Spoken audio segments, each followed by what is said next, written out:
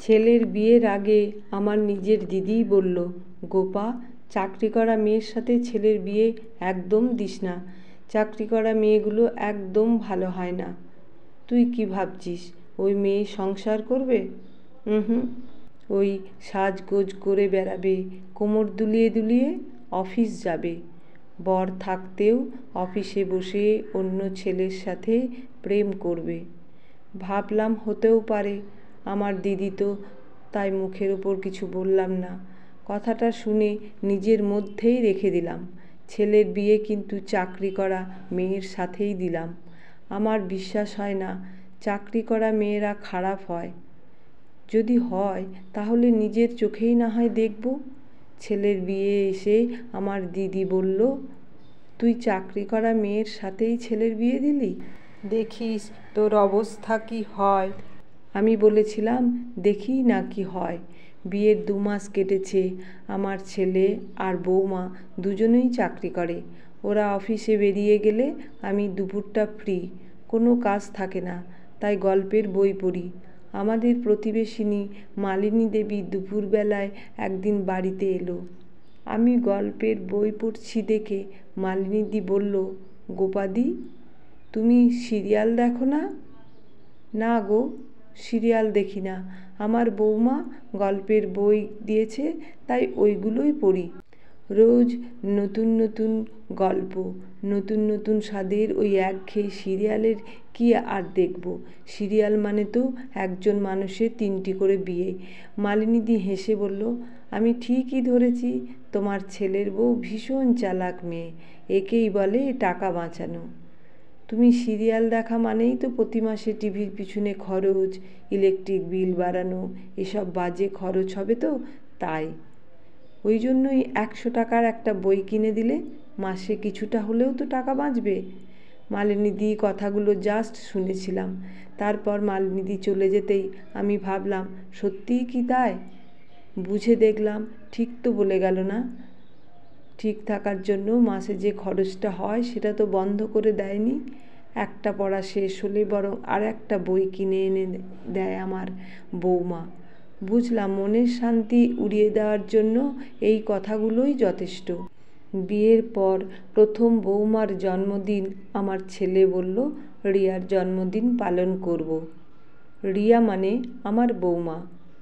আমার ছোট ননদ শুনে বলল, আমাদের বাড়িতে মেয়েদের জন্মদিন পালন হয় না, অমঙ্গল হয়। কথাটা শুনে আমি বুঝতে পারছিলাম না কি বলবো। তারপর ভাবলাম, দেখি না কি হয়। আমি নিজেই পায়েস রান্না করলাম। দিব্যি হই হুল্লোড় করে কেটে গেল। বরং মনটা আনন্দে নতুন স্বাদ পেল। কোনো অমঙ্গল হয়নি। তার কিছুদিন পরেই ছেলে আর বৌমা আমার জন্মদিন পালন করে বাড়িতে চাঁদের হাট বসালো। আত্মীয় স্বজনদের নিমন্ত্রণ করলো। অনেকেই এসেছিল। কেউ আবার কানাকানি করে বলেও গেল, টাকা থাকলে যা হয় আর কি। এসব না করে গরিব লোকেদের কিছু দান করতেও তো পারে। বুঝলাম মানুষ সব কিছুতেই বাঁকা চোখে দেখে। একদিন আমার ছোট বোন ওর ছেলের বউকে নিয়ে আমাদের বাড়িতে বেড়াতে এলো। আমি ছেলের বিয়ের 1 বছর কেটে গেছে বলতে গেলে। সকালবেলায় রান্না আমিই করি। ছেলে বৌমা দুজনেই অফিসে বেরোয়। সকালে অফিস যাবার তাড়া থাকে। আমি রান্না করছি দেখে আমার বোন বলল, তুই রান্না করছিস আর ছেলের বউ পড়ে পড়ে ঘুমাচ্ছে? একটা রান্নার লোক রাখতে পারে তো, এই বয়সে তোকে দিয়ে কাজ করায়। এখনকার মেয়েরা খুব চালাক। আমার বৌমা সব নিজে করে। আমি পায়ের ওপর পা তুলে বসে থাকি। তারপর থেকে আমিও মুখ খুলতে শুরু করলাম। আমার বোনকে বললাম, ওই বদ অভ্যাসটা আমারও ছিল।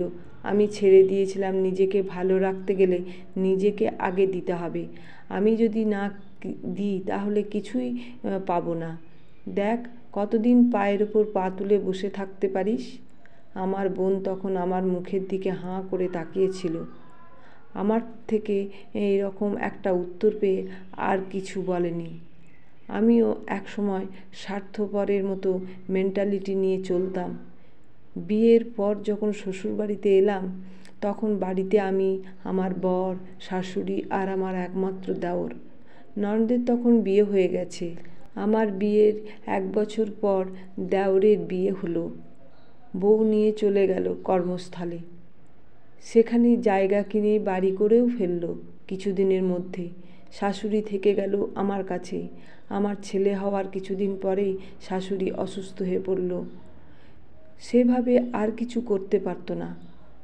শাশুড়ির সেবা শুশ্রূষা আমাকেই করতে হবে দেখে আমি আমার হাজব্যান্ডকে বললাম, আমি কোনো কিছুই করতে পারবো না। আমার হাজব্যান্ড বলল, তোমার ইচ্ছে হলে করো, না হলে করো না। আমি তোমাকে জোর করতে পারি না। আমার মা, তাই আমাকেই করতে হবে। আমি দেখতাম আমার হাজব্যান্ড মায়ের জন্য সব কিছু করতো। এতে আমার আরও খারাপ লাগতো। আমি ওকে বলতাম, তুমি কি একাই ছেলে? ছোট ছেলেও তো আছে, সেও তো মাকে নিয়ে গিয়ে রাখতে পারে। সম্পত্তির ভাগ তো সেও নেবে। তাহলে মায়ের জন্য কিছু করবে না কেন? আমার কথা শুনে আমাকে বলল, কে করলো সেই বিষয়ে আমি কাউকে অভিযোগ করতে চাই না। আমি আমার কর্তব্য করছি কিনা সেটাই হলো কথা। বললাম, সব কর্তব্য কি তোমার? আমার এমন কথা শুনে আমাকে কাছে বসিয়ে আমার হাজব্যান্ড বলল, গোপা, একটা কথা মন দিয়ে শোনো। আমি যে আমার মায়ের জন্য যা করছি তা তোমার ভালোর জন্য। একসময় মায়ের জায়গায় তুমি আমি দুজনেই আসব। আমাদের ছেলে আমাদের থেকে কি শিখবে বলো তো? ও এটা দেখে বড় হোক, ওর বাবা তার মায়ের জন্য কি করছে। ভবিষ্যতে ছেলেও কিন্তু সেভাবেই করবে আমাদের জন্য। ছেলেকে ডাক্তার বানাবে, শিল্পী বানাবে, কিন্তু তার আগে তো মানুষ বানাতে হবে। মানুষ হওয়ার শিক্ষা যদি আমরা দিতে না পারি, তাহলে অনেক খারাপ দিন দেখতে হবে আমাদের। কেন জানি না, এই কথা আমার মনের মধ্যে দারুণভাবে গেঁথে গেল। সত্যিই তো, আমি যদি কিছুই না করি, আগামী দিনে আমি তো কিছুই পাবো না। পরিবারের শিক্ষাতেই ছেলে মেয়ে বড় হয়, নিজেকে না দিলে কিছুই পাওয়া যায় না। শেষ কয়েকটা বছর যদিও বেশি দিন করতে পারিনি, তবুও শাশুড়ি সেবা করেছি। যে দিনগুলো করতে পারিনি সে দিনগুলো না করতে পারার আক্ষেপ ছিল। এখন সেটা করি আমার বৌমার জন্য। তাই এই ভাবি, আমি যদি পায়ের ওপর পা তুলে বসে থাকি তাহলে সেটা ভালো দেখায় না।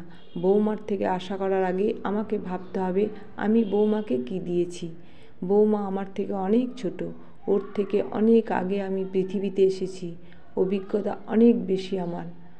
বড় গাছের ছায়ায় ছোট গাছটা একদিন বড় হয়ে যাবে। সেদিন সে ফুল ফল ঠিক দেবে। তার জন্য আগে মাথার ওপর বড় ছাতা হয়ে আমাকেই থাকতে হবে।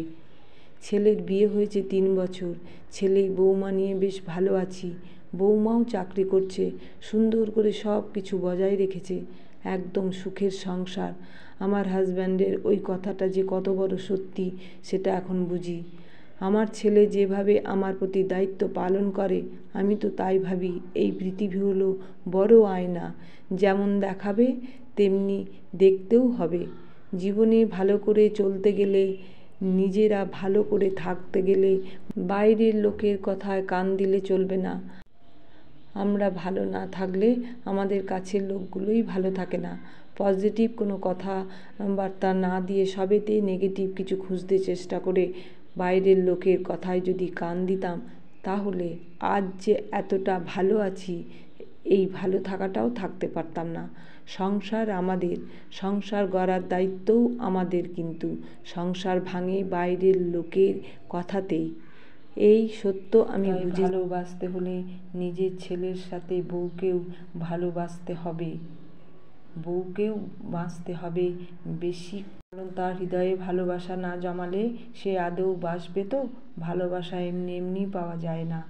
ভালোবাসা দিলেই তবে ভালোবাসা মেলে।